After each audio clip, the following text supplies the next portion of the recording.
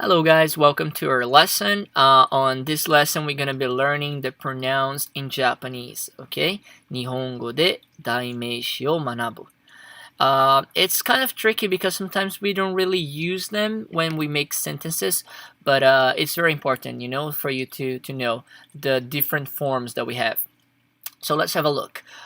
So the first one is I. Now, when we are talking about ourselves, I.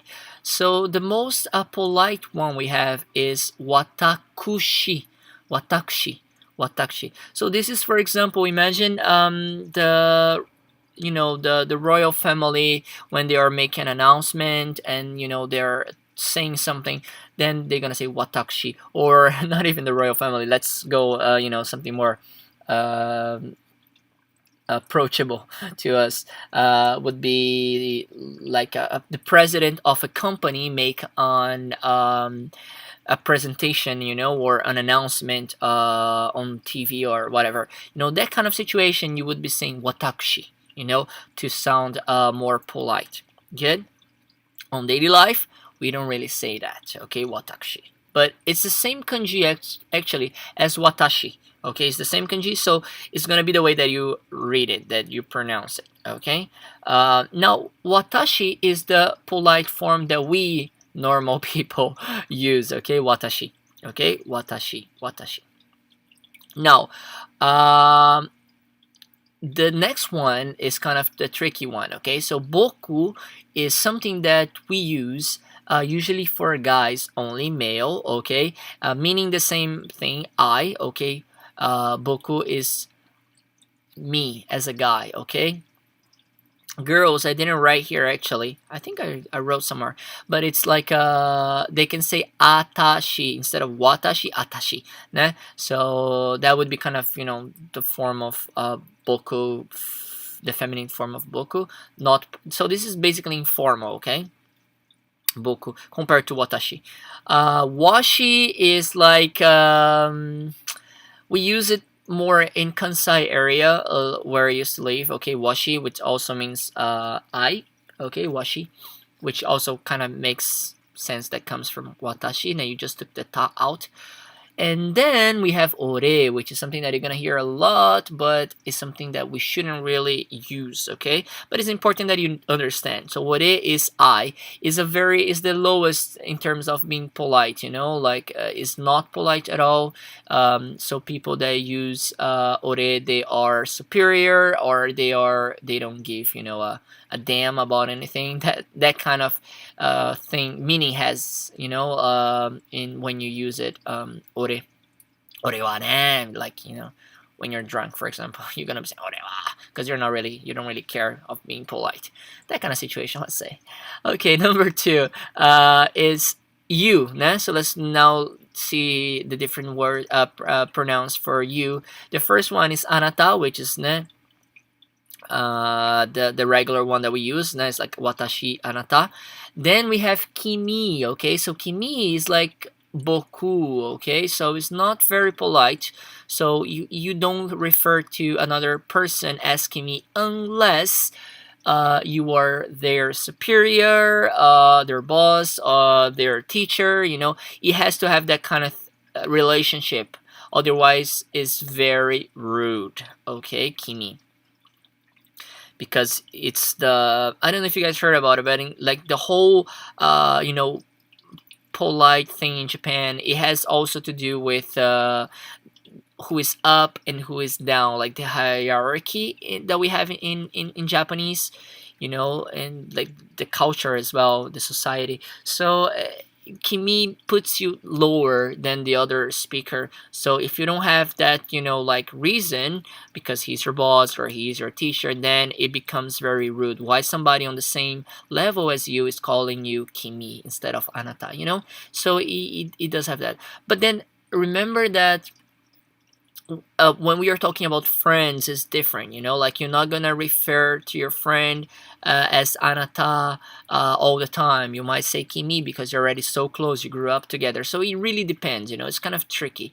But if in your case, if you're not very very close to someone, please don't use this. Okay, let's go with anata just to be safe.